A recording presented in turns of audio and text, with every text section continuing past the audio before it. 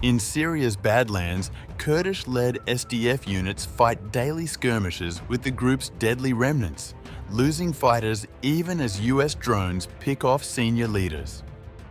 Add to that a massive missile seizure with Chinese warheads and a volatile al-Hol camp where thousands of extremists still plot escape.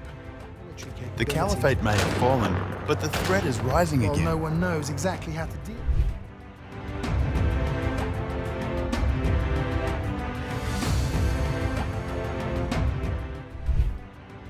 With the ongoing tectonic events in Gaza and Ukraine, it's understandable that the Islamic State group, commonly known by its ISIS acronym, no longer dominates headlines as it did in the 2010s, when its tyrannical caliphate dominated large swathes of Iraq and Syria. However, the group still has considerable active remnants and sleeper cells in Syria, and America's Kurdish-led ally there, the Syrian Democratic Forces, are reportedly still fighting it every day and closely guarding captured militants that could wreak havoc if they escape. According to Forbes, in this past week alone, at least 9 SDF fighters lost their lives in violent clashes with ISIS militants in Syria's eastern Deir ez-Zor province. On September 27th, the SDF announced the death of 4 fighters killed by ISIS cells in the Deir ez-Zor town of Abriha, following direct clashes that resulted in the elimination of 1 terrorist. The attack followed a similar one on September 25th that killed 5 fighters and wounded 1 in the town of al-Bahra in Deir ez-Zor's eastern countryside. The SDF swiftly launched a security operation, vowing it would pursue the terrorist elements and eliminate them in the area. Since the Syrian regime of Bashar al-Assad collapsed last December, ISIS has eagerly awaited an opportunity to rebound if the country again collapses into chaos and conflict. The SDF was the foremost force by far in repelling the marauding and murderous caliphate in Syria. Established in 2015, the Kurdish Arab Fighting Force lost at least 11,000 men and women combating and rolling back the Syrian wing of the self-styled caliphate. While the SDF completely dismantled the caliphate, ISIS militants remained, many hiding to fight another day. The SDF captured thousands along with their families, interned in either prisons, makeshift detention centers, or camps, like the infamously sprawling al-Hol. The SDF announced on September the 3rd that it had foiled a mass escape attempt by 56 ISIS suspects from al-Hol. Furthermore, those 2 incidents came a week after the group launched a security sweep in which 3,000 troops captured 51 suspected militants, including ISIS cells, some allegedly planning attacks on al-Hol and al-Sina prison. The SDF announced on September 22nd that ISIS carried out a total of 133 attacks against northeast Syria's Kurdish areas since December. It is evidence of our ongoing efforts to reorganize and expand operations. We have carried out 70 operations against ISIS remnants that led to the arrest of 95 members, 3 of whom were leaders. 30 members and 6 civilians lost their lives in the process. ISIS remains an active and serious threat, both locally and internationally.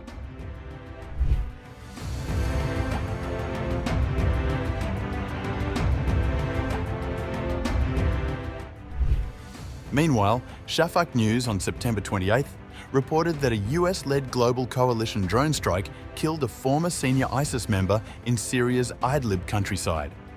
The local sources told Shafaq News that the attack targeted the home of Hashim Ruslan in the town of Al-Tamanah, southern Idlib.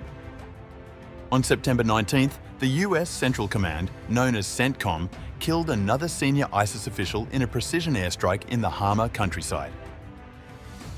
The targeted leader, Omar Abdulqader Bassam Fattrawi, known as Abdulrahman al-Halabi, was described as a direct threat to the United States and actively planning attacks against it. The escalation follows a series of recent operations by CENTCOM forces, including strikes last month in the town of Atmeh and the city of Al-Bab in northern Aleppo province, killing prominent ISIS leader Deir Zubaha Mosla al-Hadani along with 2 of his sons. Meanwhile, Iraq's government organized a high-level international conference on al-Hol camp at the 80th session of the United Nations General Assembly on September 26th. Iraqi President Abdul Latif Jamal Rashid underlined Iraq's leading role in repatriating its citizens from al-Hol, having returned 18 IA-30 to date, and suggested that this approach could serve as a model for others.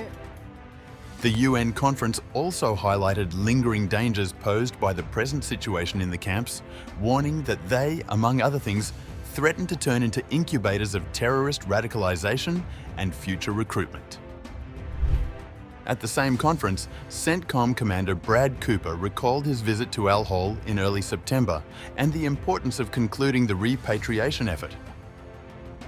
Repatriating vulnerable populations before they are radicalized is not just compassion. It is a decisive blow against ISIS's ability to regenerate. According to the US-led anti-ISIS coalition, al-Hol's population peaked at 73,000 in 2019, shortly after the defeat of the caliphate. By March 2025, the number had decreased by 36,761, more than half, as repatriation efforts to their home regions in Syria or abroad accelerated.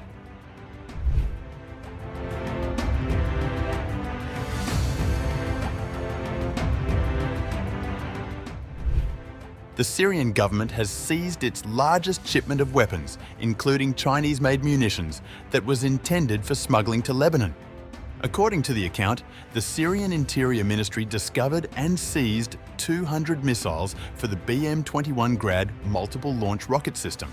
The weapons were stored in the Qussair area of southwestern Homs province. Although the current Syrian government does not officially use these missiles, the Assad regime previously deployed them. Along with the missiles, Chinese-made MJ-4 warheads were found. The markings on the detonators indicate that they were produced in 1991. A Syria-based fact-checker, Kalaat al-Mudik, published the report on X. Interestingly, in January, the Lebanese army seized the very same type of Grad rocket, painted green. The operation took place in Khoach, near the border, and about 16 kilometers west of Qussair in Syria. The area where smuggling gangs operate is known to be a major route used by Hezbollah.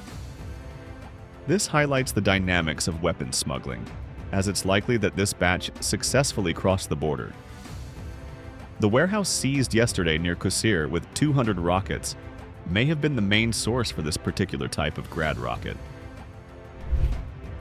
According to local media reports, they may be remnants of Assad-era stockpiles, but the extensive use of missiles during the civil war, combined with repeated seizures and destruction of arsenals, makes it unlikely that such a large cache remained intact. A more probable scenario is smuggling. The missiles may have been delivered to Syria as transit cargo for transfer to militant or illicit groups. On July 22nd, a large Syrian army ammunition depot exploded in Idlib province near the Idlib-Marat-Mizrin highway. A day later, on July 23rd, a similar blast was recorded in Homs province. The mishandling of ammunition may have been the cause of the explosions. However, sabotage by armed groups opposed to the Syrian government or possible Israeli action cannot be ruled out.